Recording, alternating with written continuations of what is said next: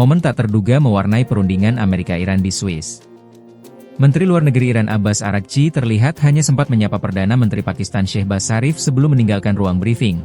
Sementara delegasi Teheran menolak tampil bersama tim Amerika Serikat di depan media.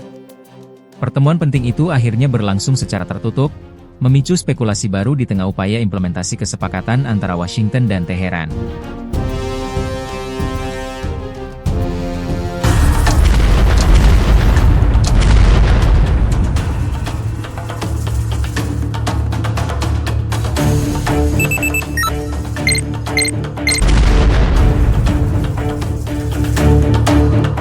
Gelombang serangan besar kembali mengguncang Ukraina.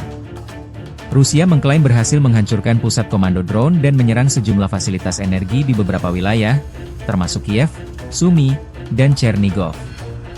Kementerian Pertahanan Rusia menyebut bom FAB-500 dan rudal KH-39 digunakan untuk melumpuhkan target militer Ukraina. Sementara itu, militer Ukraina melaporkan Rusia melancarkan 56 serangan udara, menjatuhkan 163 bom berpemandu, serta mengerahkan lebih dari 6.300 drone dalam 24 jam terakhir. Konflik yang telah berlangsung sejak 2022 itu terus menunjukkan eskalasi, meski rekaman yang dirilis Kementerian Pertahanan Rusia belum dapat diverifikasi secara independen.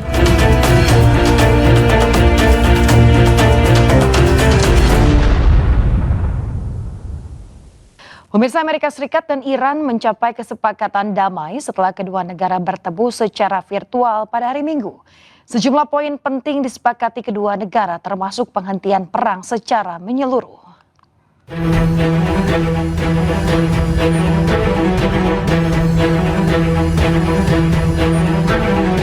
Amerika dan Iran telah sepakat berdamai meski baru bertemu secara virtual pada Minggu 14 Juni dan baru akan menandatangani kesepakatan pada Jumat 19 Juni di Swiss. Tercapainya kesepakatan dua negara ini ditandai dengan asap putih yang keluar dari Gedung Putih sebagai tradisi yang selalu dijaga di Gedung Putih. Beragam spekulasi menyebut ada upaya agar Iran dan Amerika tidak mencapai kesepakatan, termasuk spekulasi isu perbedaan pendapat di pemerintah Iran. Namun isu ini dibantah tegas oleh Presiden Iran. شورای امنیت نشستن و با قاطعیت با تمام اکثریت قاطع به اصطلاح حالا مسبب کردم الانم دارم گفتگو میکنن که ببینن چجوری هر چیزی هم که صلاح باشه رهبری نشون بده همه ما هم سپاه هم بسیج هم نمیدونم دولت همه ما اطاعت خواهیم کرد. Dikutip dari kantor berita Mer Iran, sejumlah poin telah disepakati di antaranya. Berakhirnya perang secara menyeluruh, pencabutan blokade Amerika di perairan Oman.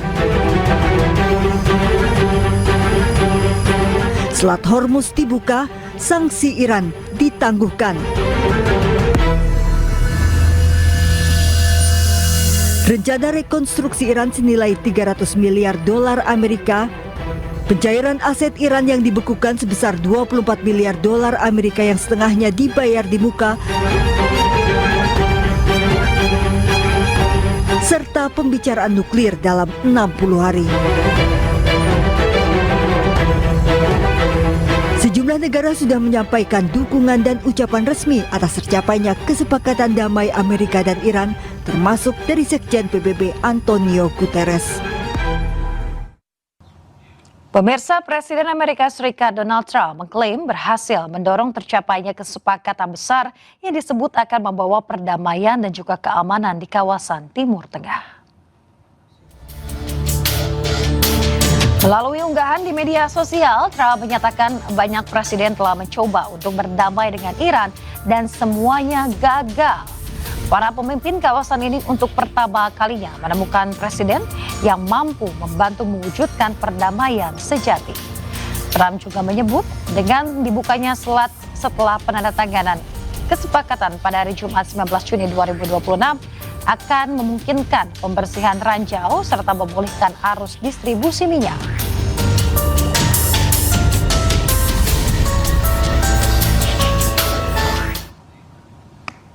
Ya, pemirsa, tentara Zionis Israel mendirikan pos pemeriksaan di daerah pedesaan Quneitra di Suriah Selatan.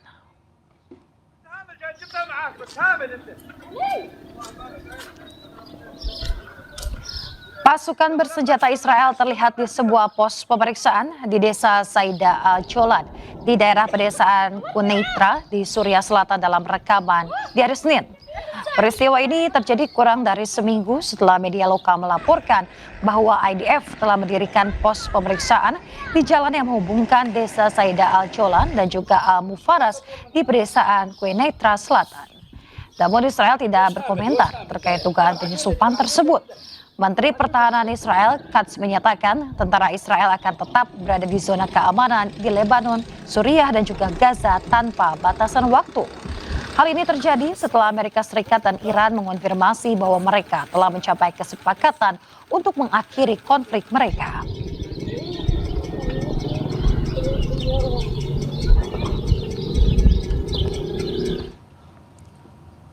Pemirsa, pasukan Israel kembali membongkar paksa rumah-rumah warga Palestina di kota Jenin, tepi barat yang diduduki.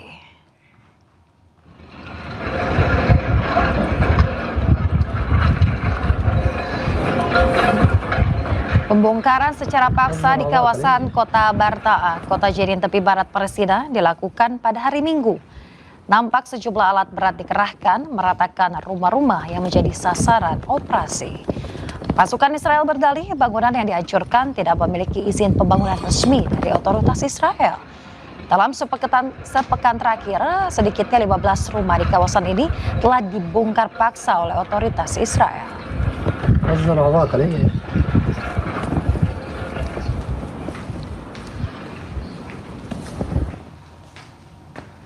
Pemirsa, gelombang pengungsian kembali terjadi di jalur Gaza. Puluhan keluarga meninggalkan rumah mereka di bagian timur kota Gaza setelah muncul laporan bahwa militer Israel memperluas wilayah kendalinya.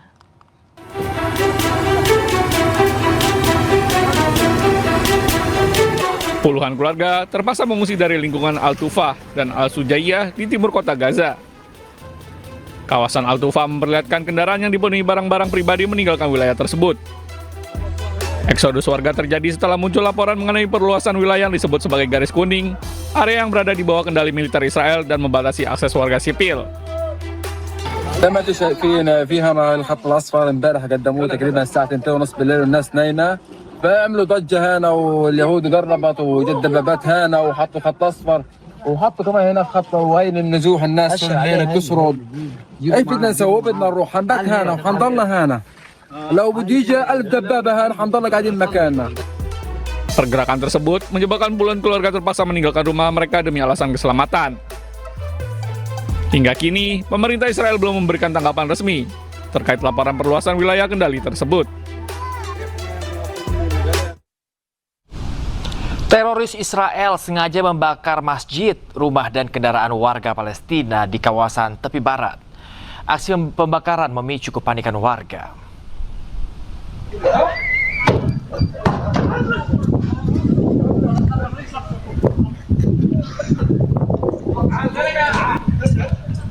Warga berusaha memadamkan kebakaran Masjid Al-Nur di desa Burqa, Ramallah Utara, tepi barat Palestina. Kebakaran masjid dilakukan sengaja oleh teroris Israel. Selain masjid, pemukim ilegal juga membakar kendaraan-kendaraan warga yang terparkir di jalanan. Bahkan pada salah satu kendaraan yang dibakar, masih terdapat pengemudi dan penumpang di dalamnya.